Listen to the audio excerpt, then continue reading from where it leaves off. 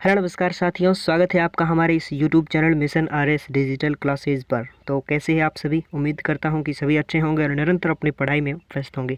आइए दोस्तों, आगाज़ करते हैं आज की क्लास का एक मोटिवेशन कोड के साथ कि ज़िंदगी तो सब कुछ छीन ले हमसे, लेकिन हम फिर भी हमारी जेब में हौसलों के सिक्के तो खनखनाते ही रहेंगे। दोस्तों, परिस्थिति चाहे कैसी भी हो, लेकिन हमें अपने लक्ष्य के पीछे उसी जोश, उसी जुनून और उसी पागलपन की तरह हाथ धोकर पड़ना है और उस लक्ष्य को हासिल करना है। तो आइए दोस्तों, शुरुआत करते हैं आज के प्रश्न की। आज का हमारा प्रश्न है कि वर्तमान नगर पालिका प्रशासन का कौन सा कार्य मौर्य काल से जारी है? जल्दी से बताइए दोस्तों, वर्तमान में नगर पालिका प्रशासन का कौन सा कार्य मौर्य काल से जारी है?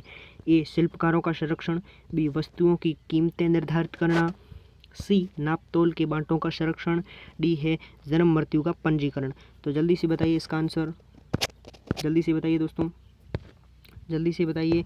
तो डी ऑप्शन इसका करेक्ट आंसर हो जाएगा, जन्म मृत्यु का पंजीकरण। ठीक है दोस्तों, अगला प्रश्न है 74वें संविधान संशोधन द्वारा 12वीं अनुसूची में कितने विषय जोड़े गए? याद करो दोस्तों, 73वां संविधान संशोधन किससे संबंधित है? पंचायती राज व्यवस्था से।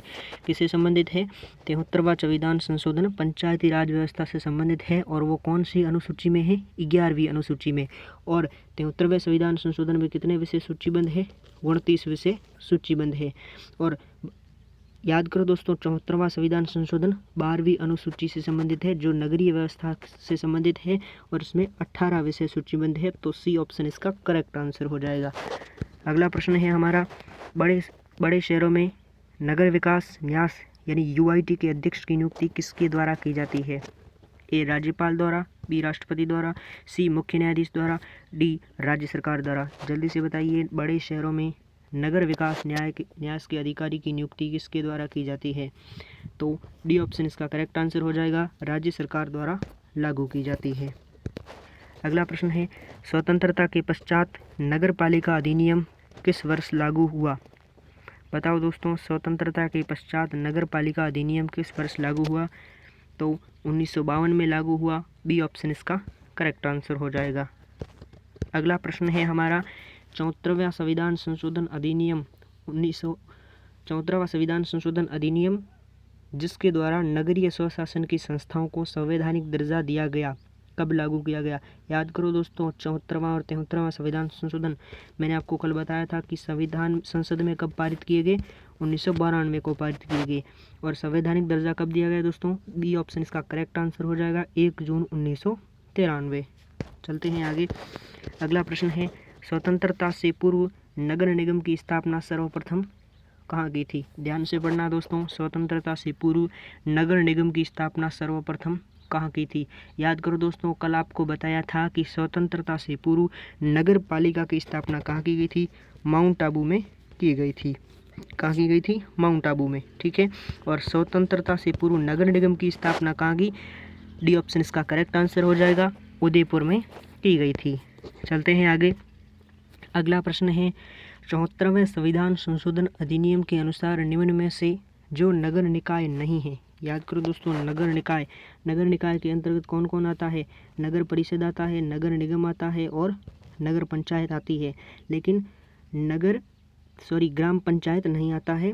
तो यह प्रश्न क्या दे रखा है कि 74वें संविधान संशोधन अधिनियम के अनुसार निम्न में से नगर निकाय नहीं है। तो ए नहीं है, ए ऑप्शन इसका करेक्ट आंसर हो जाएगा। ठीक है, चलते हैं आगे। अगला प्रश्न है, निम्न में से कौन नगर पालिका अधिकारी नहीं है? जल्दी से बताइए दोस्तों, निम्न में से कौन नगर पालिका अधिकारी नहीं है? ए चुंगी निरीक्षक, बी विक्रय कर निरीक्षक, सी सफाई निरीक्षक, डी स्वास्थ्य अधिकारी। जल्दी से बताइए दोस्तों। याद करो दोस्तों, चुंगी कर निरीक्षक ये तो है, सफाई निरीक्षक भी है और स्वास्थ्य अधिकारी भी है। तो बी ऑप्शन इसका करेक्ट आंसर हो जाएगा, विक्रय कर निरीक्षक नगर पालिका अधिकारी नहीं होता है। ठीक है, चलते हैं आगे। अगला प्रश्न है, लॉर्ड रिपन ने स्थानीय स्वशासन की शुरुआत कब की थी? याद करो दोस्तों, नगरीय स्वशासन का पिता किसे कहा जाता है? लॉर्ड रिपन को। और इन्होंने स्थानीय स्वशासन की शुरुआत कब की थी? 1882 को की थी। तो ए ऑप्शन इसका करेक्ट आंसर हो जाएगा। ठीक है, चलते हैं आगे। अगला प्रश्न है हमारा, संविधान के भाग 9 क का संबंध निम्न में से किससे है? दोबारा पढ़िए दोस्तों। संविधान के भाग 9 क का संबंध किससे है? ए शहरी स्वास्थ्य निकाय, बी पंचायती राज व्यवस्था, सी ग्रामीण न्यास व्यवस्था, डी उक्त में से कोई नहीं। संविधान के भाग 9 क का संबंध याद करो दोस्तों। संविधान का भाग 9 किससे संबंधित है? पंचायती राज से संबंधित है भाग 9, ठीक है।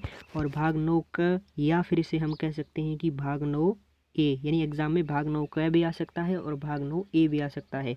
तो भाग 9 ए का संबंध किससे है? शहरी स्वशासन से। ए ऑप्शन इसका करेक्ट आंसर हो जाएगा, ठीक है।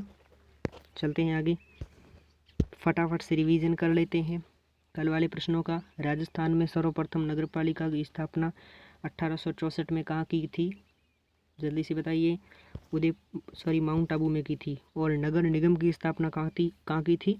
उदयपुर में की थी नगर निगम की स्थापना, जो मैंने अभी जस्ट बताया है, ठीक है। चलते हैं आगे। अगला प्रश्न है कल वाला कि 74वां संविधान संशोधन के अनुसार नगरीय स्वायत्तशासी संस्था का कार्यकाल कितना होता है? 5 वर्ष होता है, ठीक है। अगला प्रश्न है शहरी निधियों के निर्वाचित सदस्य क्या कहलाते हैं? क्या कहलाते हैं? जल्दी से बताइए। पार्षद कहलाते हैं शहरी निधियों के निर्वाचित सदस्य, ठीक है। राजस्थान सरकार ने किन 2 शहरों को महानगर क्षेत्र घोषित किया? याद कीजिए दोस्तों, जल्दी से याद कीजिए। राजस्थान सरकार ने किन 2 शहरों को महानगर क्षेत्र घोषित किया? जयपुर और जोधपुर। क्यों किया? क्योंकि वहाँ पर जनसंख्या अधिक है। कितनी है? जयपुर में 10 लाख यानी मिलियन प्लस जनसंख्या है, ठीक है। आगे चलते हैं। शहरी स्वशासन निधियों को प्रभावी व सशक्त संवैधानिक स्थिति प्रदान करने वाला संविधान संशोधन बार बार पूछ रहा हूँ दोस्तों। 74वां संविधान संशोधन ने, ठीक है। और 73वां पंचायती राज व्यवस्था से संबंधित है। और ये संसद में कब पारित किए? 1992 को। और 74वां संविधान संशोधन अधिनियम कब लागू हुआ? 1 जून 1993 को, ठीक है। ये भी चीज़ आपको ध्यान रखनी है। और 73वें संविधान संशोधन में कितने विषय सूचीबद्ध है? 29 विषय। और 74वें संविधान संशोधन में 18 विषय सूचीबद्ध है, ठीक है।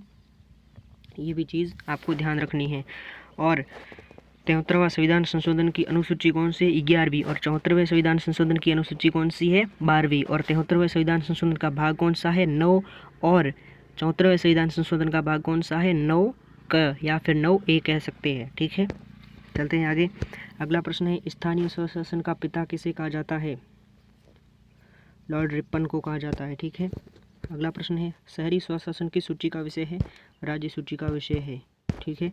अगला प्रश्न है नगर निगम किसके सीधे नियंत्रण में रहती है? राज्य सरकार के नियंत्रण में रहती है।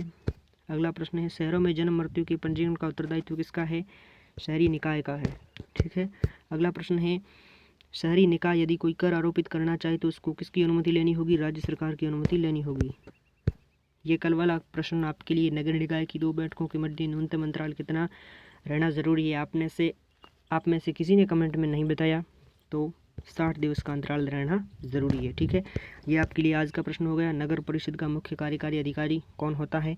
इसका आंसर आपको कमेंट बॉक्स में छाप कर बताना है दोस्तों, ठीक है।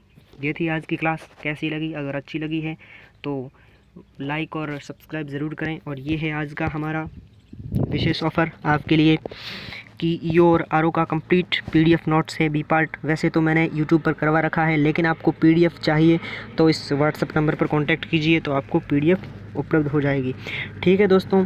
बस ऐसे ही लगातार क्लास को जारी रखेंगे और जब तक एग्ज़ाम नहीं होगा तब तक एग्ज़ाम के पीछे हाथ धोकर पढ़ेंगे और लगातार रिवीजन और स्टैटिक जीके की तैयारी करते रहेंगे, ठीक है दोस्तों। आप बस साथ हो तो और क्या ज़रूरत है ना। मैं वादा करता हूँ दोस्तों फिर से कि अगर आप मेरे साथ ईओ और आरओ की तैयारी कर रहे हो, ठीक है ना। देखिए दोस्तों, वैसे तो मेरा उद्देश्य था कि केवल बी पार्ट करवाया जाए, तो सोचा क्यों ना अभी एग्ज़ाम बहुत टाइम पड़ा है एग्ज़ाम को, तो स्टैटिक जीके की शुरुआत की जाए। आपकी और नींव मजबूत होगी बी पार्ट के लिए, ठीक है दोस्तों। धन्यवाद। मिलता हूँ एक नए एपिसोड, एक नई क्लास के साथ। और याद रखना उन लोगों को जिन्होंने कहा था कि तेरे बस की बात नहीं, उन्हें अब करके दिखाना है, ठीक है दोस्तों। धन्यवाद।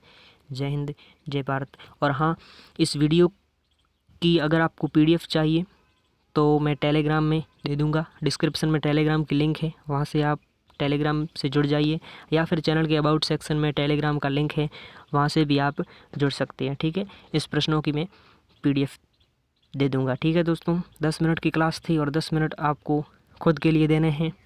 कल वाली का रिवीजन कर लिया है, आज वाली का और रिवीजन करना है और 20 मिनट्स आपके लिए आपसे मांग रहा हूँ दोस्तों, आपका बी पार्ट बेहतर बनाने के लिए। ठीक है दोस्तों, धन्यवाद। जय हिंद, जय भारत। वास्तव में दोस्तों मतलब इतना जल्दी पढ़ाया कि फेफड़े भी मुंह में आ गए। क्या फेफड़े भी मुंह में आ गई।